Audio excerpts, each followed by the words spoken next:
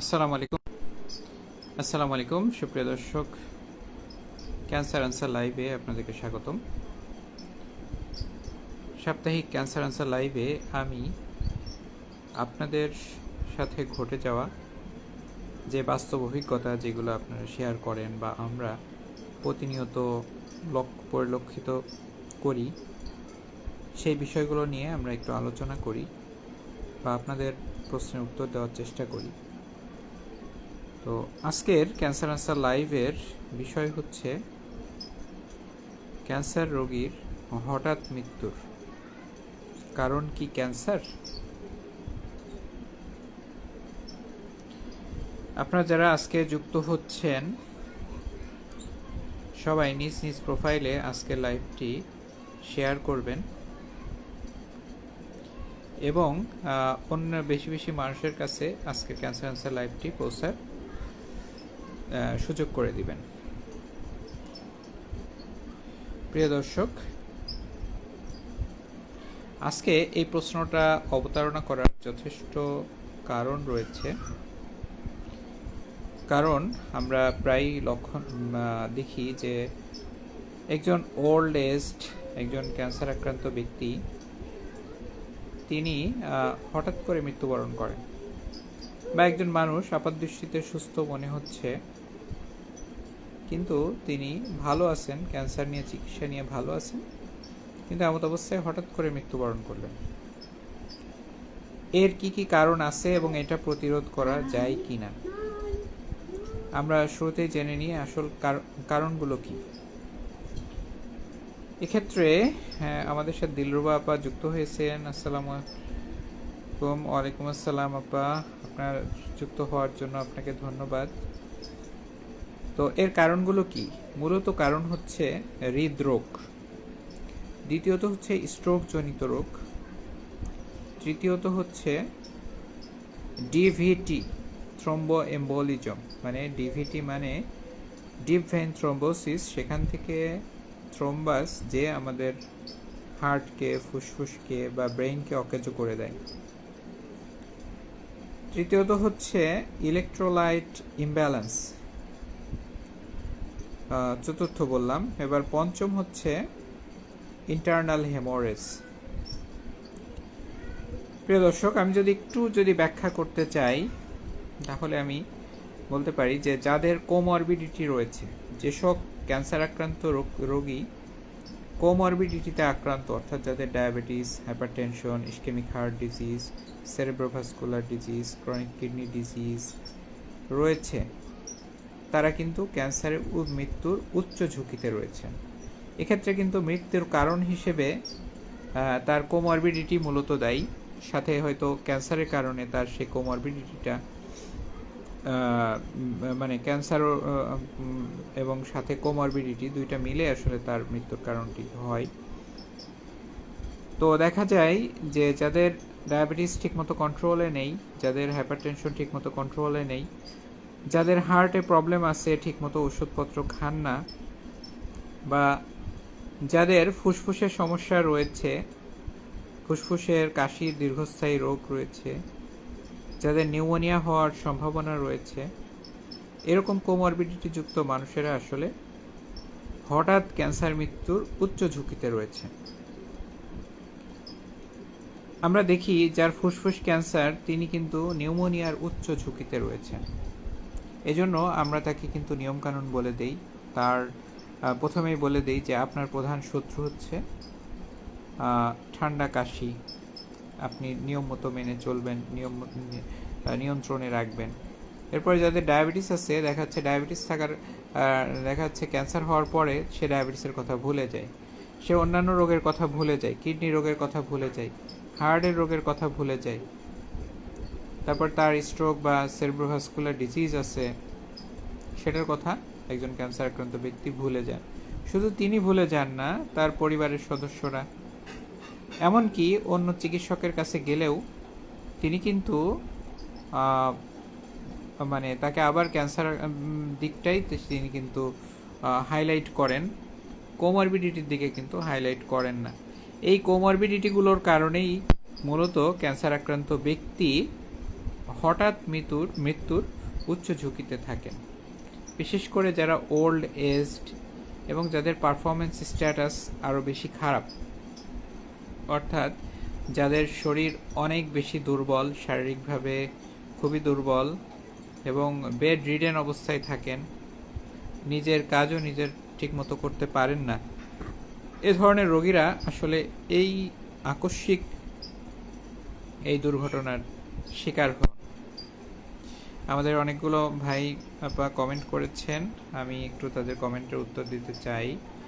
হ্যাঁ, মুসলিম আক্তার উর্মি, আসসালামু আলাইকুম। আসসালাম।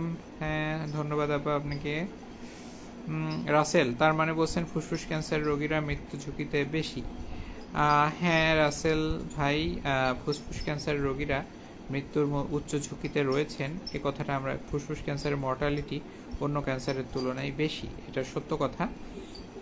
কিন্তু যাদের আমি যেটা বললাম যে যাদের কোমরবিডিটি রয়েছে, অর্থাৎ আনুষঙ্গিক অন্য রোগ রয়েছে, তাদের মৃত্যু ঝুঁকিটা বেশি। তো এ ধরনের রোগীর ক্ষেত্রে আসলে আমরা হয়তো ক্যান্সারকেই দায়ী করে থাকি, বলে থাকি, কিন্তু দেখা যায় আকস্মিক মৃত্যুর অধিকাংশ যে কারণগুলো, সেগুলো আমি যেটা উল্লেখ করলাম যে এই কোমরবিডিটিগুলোই তার কিন্তু মূলত কারণ।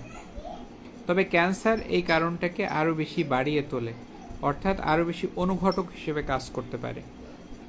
মোহাম্মদ আশিকুজ্জামান মারুফ, আসসালামু আলাইকুম স্যার। ওয়ালাইকুম আসসালাম।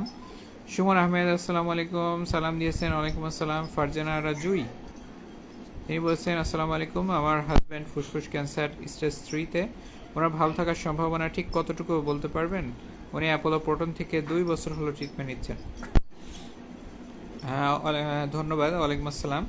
ফারজানা রাজুই, আপনার হাজব্যান্ডের পারফরমেন্স স্ট্যাটাস, কোমরবিড কন্ডিশন, তার নিউমোনিয়া, এই ধরনের নিউমোনিয়ার উচ্চ ঝুঁকি রয়েছে কিনা, এই ব্যাপারগুলো মাথায় রাখতে হবে। সাথে সাথে তার ডায়াবেটিস থাকলে তার ইমিউনিটি কমে যায়, কিডনি ডিজিজ যদি থাকে, হাইপারটেনশন যদি থাকে, এই কোমরবিডিটিগুলো, হার্ট ডিজিজ, এই কোমরবিডিটিগুলো তাকে ঠিকমতো নিয়ন্ত্রণ করতে হবে।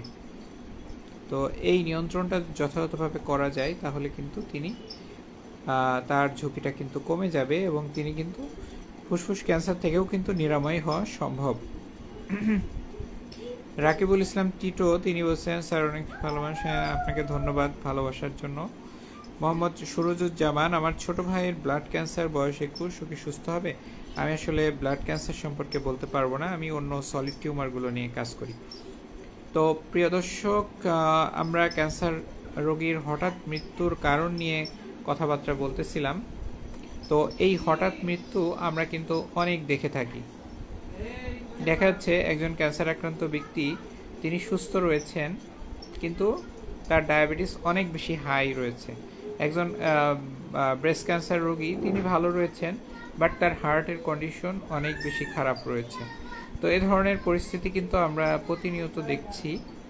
তো আমাদের এই ক্যান্সারের কোমরবিডিটিগুলো নিয়ে আমাদের যত্নবান হতে হবে এবং মনে রাখতে হবে যে ক্যান্সার কিন্তু একটি নিরাময়যোগ্য একটি রোগ।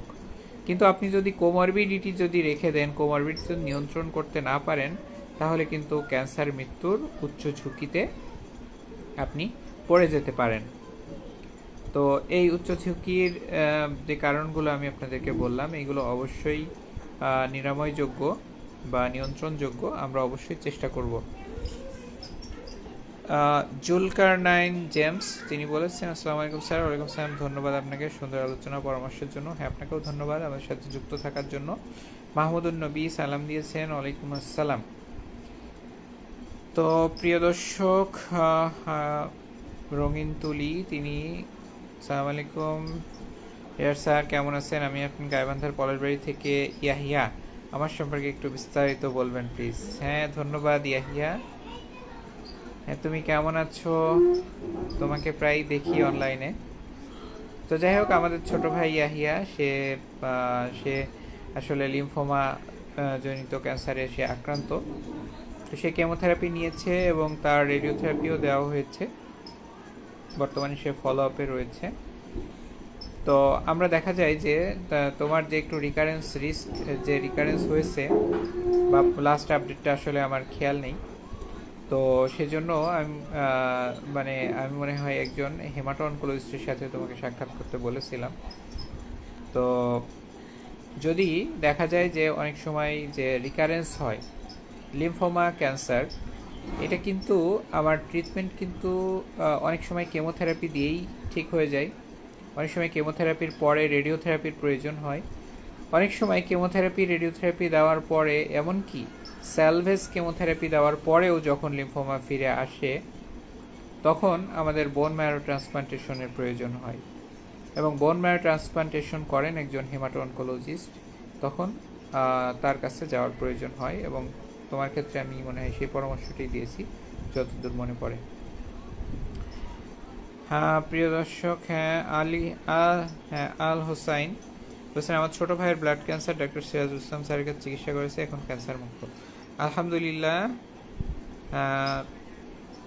আপনাদের সবার জন্য দোয়া করি যারা আপনারা ক্যান্সার আক্রান্ত ব্যক্তি বা পরিবারের সদস্য দ্রুত আরোগ্য লাভ করেন এবং আপনারা আবার স্বাভাবিক জীবনে ফিরে আসেন, এই কামনা সবসময় করি।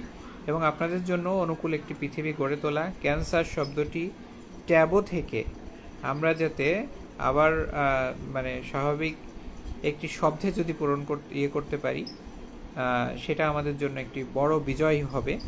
এই দায়িত্ব আমাদের সবার, আমরা যারা চিকিৎসক আছি, আমাদের যারা সম্মানিত ক্যান্সার রোগী রয়েছেন, ক্যান্সার যোদ্ধা রয়েছেন এবং তাদের পরিবারের সদস্যবৃন্দ, সবাইকেই আমি বলবো যে আমরা ক্যান্সার সচেতন হয়ে ক্যান্সার রোগীদের জন্য একটি অনুকূল পৃথিবী গড়ে তুলতে আসুন ঐক্যবদ্ধভাবে প্রচেষ্টা করি।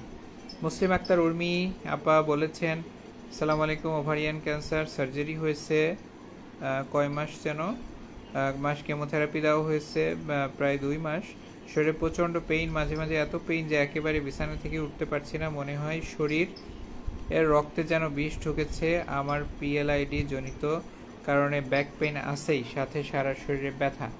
ওকে আপা, আজকে ওভারিয়ান ক্যান্সার সচেতনতা দিবস 8ই মে, বিশ্ব ওভারিয়ান ক্যান্সার সচেতনতা দিবস। আপনি একজন ওভারিয়ান ক্যান্সার যোদ্ধা হিসেবে আপনাকে আমরা আসলে অভিনন্দন জানাই, আপনি একজন ওভারিয়ান ক্যান্সার জয়ী। আপা, আপনি যে ব্যথার কথা বললেন, আপনার কেমোথেরাপি দিলে অনেক সময় মাইলজিয়া হয়, তার কারণে ব্যথাগুলো বেশি বেড়ে যায়, আর ইমিউনোথেরাপি দিলে ব্যাপারটি আরও বেশি হয়। তো আপনার যদি ব্যথা বেশি থাকে তাহলে আপনি অ্যানালজেসিক খেতে পারেন। অ্যানালজেসিক হিসেবে আমরা যেটা চয়েস করি, আমরা কিছু ড্রাগ এনএসএআইডি বাদে যে ড্রাগগুলো রয়েছে সেগুলো আমরা সাধারণত চয়েস করি। আপনি যদি কোনো স্পেসিফিক এর প্রয়োজন হয় আমাকে ইনবক্সে নক দিয়ে না পা। হ্যাঁ নাজনীন সেতু তিনি বলছেন ভাই আমার মাত্র ব্রেস্ট ক্যান্সার ট্রিটমেন্ট শেষ হলো, কি করলে ক্যান্সার রিকারেন্স হবে না, আর স্পেশাল ব্লাড টেস্ট কি ক্যান্সার ধরা পড়ে পেট সিটি স্ক্যান করতে হবে? আচ্ছা আপা, আমি আসলে এইগুলো ক্লিনিক্যাল কোশ্চিন, এগুলো আপনার অনকোলজিস্টই সবচেয়ে ভালো উত্তর দিতে পারে, তবে আমার কাছ থেকে যদি কিছু ধারণা আপনি নিতে চান বা কিছু কমন কিছু সাজেশন আমি আপনাকে হয়তো দিব। যদি আপনি আমাকে আপনার ডকুমেন্টসগুলো ইনবক্স করেন বা আমার সাথে স্পেসিফিকভাবে সমস্যা নিয়ে আলোচনা করেন, আমি হয়তো আপনাকে একটু গাইড করতে পারবো, কিন্তু আপনার আসল যেই ট্রিটমেন্ট ডিসিশন সেটা আপনার অনকোলজিস্টই নেবেন। হ্যাঁ আবিদ তিনি বলছেন যে স্যারকে কি লিঙ্ক দিতে পারবেন, আসলে কথাটা বুঝি নাই। রঙিন তুলি, অনেকটা চিকিৎসা করলাম, এখন নতুন করে চিকিৎসা আর করার সামর্থ্য নেই, আমার এই অবস্থা নিয়ে এখন এভাবে চিকিৎসা ছাড়া বাধা যেতে পারে? আচ্ছা ওই ইয়াহিয়া বলতেছো, ঠিক আছে, তোমার ব্যাপারে তুমি আমার সাথে যোগাযোগ করো, ইনবক্সে কথা হবে ইনশাআল্লাহ। হ্যাঁ আচ্ছা, এই যে উর্মি আপা করেছেন আপনি, টার্গেট থেরাপি ছিল কেমোথেরাপির সাথে, ইয়েস আমি তো আপনাকে এই কথাটাই বললাম যে ইমিউনোথেরাপি বা টার্গেট থেরাপির সাথে থাকলে সেটার কারণে ব্যথা বেশি হয়। তো আপনার ক্ষেত্রে কিন্তু সেটাই আছে, মানে টার্গেট থেরাপির কারণেই হয়তো বা আপনার পেইনটা বেশি হচ্ছে। শোয়েব আক্তার, স্যার মুখে সার্জারি করেছি, এখন পিছে গেছে ঘা, এখন ডাক্তার বলে কেমোতে কাজ করে নাই, আবার কেমো দিতে হবে, রেডিয়েশন দিতে হবে। আচ্ছা, আসলে এই স্পেসিফিক এই ক্লিনিক্যাল কোশ্চিন এটা আসলে আমি আপনি আপনার পেপারসগুলো আমাকে ইনবক্স করেন হোয়াটসঅ্যাপে, আমি চেষ্টা করব উত্তর দেওয়ার জন্য।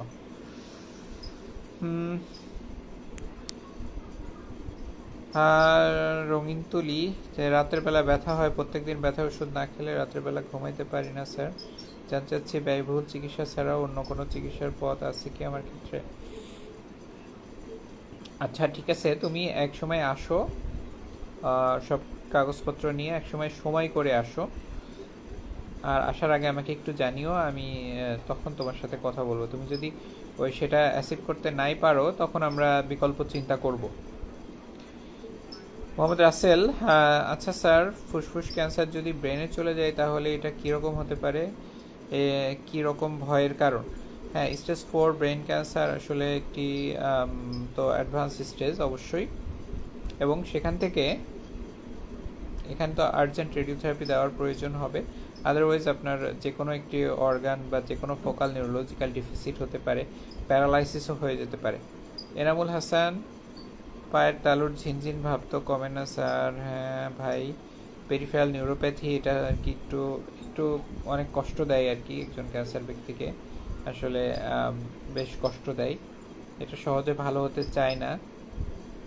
তো ইনশাল্লাহ আপনি নিয়মকানুন মানেন আর ওষুধ খেতে থাকেন, আল্লাহ ভরসা, আস্তে আস্তে ইনশাল্লাহ নিয়ন্ত্রণে আসবে। প্রিয় দর্শক, আমরা আজকে ক্যান্সার লাইভে আলোচনা করতেছিলাম ক্যান্সার রোগীর হঠাৎ মৃত্যুর কারণ কি ক্যান্সার। এক কথায় যদি সেটার উত্তর দেই যে এটা ক্যান্সার নয়, ক্যান্সারের সাথে অন্য কোমরবিডিটি যাদের আছে তাদের ক্ষেত্রে এই কারণটা ঘটতে পারে। মাহমুদুর নবী, তিনি বলছেন আমি প্রোস্টেট ক্যান্সারের রোগী স্যার, 4th স্টেজ। ও আচ্ছা, প্রোস্টেট ক্যান্সার স্টেজ 4, ইনশাল্লাহ আপনি ট্রিটমেন্ট করেন, ইনশাল্লাহ আপনি ভালো থাকবেন, আপনার রোগ নিয়ন্ত্রণে থাকবে আশা করি, দোয়া করি। প্রিয় দর্শক সবাই, আজকে যারা আমার সাথে যুক্ত ছিলেন সবাইকে অনেক ধন্যবাদ। আপনার পরবর্তী ক্যান্সার আনসার লাইভ দেখার আমন্ত্রণ জানিয়ে আজকের মতো এখানেই বিদায় নিচ্ছি। সবাই ভালো থাকবেন। আসসালামু আলাইকুম ওয়া রাহমাতুল্লাহি ওয়া বারাকাতুহু।